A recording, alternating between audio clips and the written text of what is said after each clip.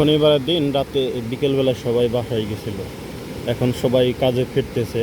দেখেন, মনে হয় যে এটা হাইওয়ে রোড, এরকমভাবে মোটর আসতেছে এখান দিয়ে। দেখেন কি হাইওয়ে রোডে যেভাবে মোটর সাইকেল চলে এখন কিন্তু ওই রকমই দেখা যাচ্ছে। দেখেন প্রায় 12-14টা মোটর একবারে আসতেছে, সবাই কিন্তু কাজে ফিরতেছে।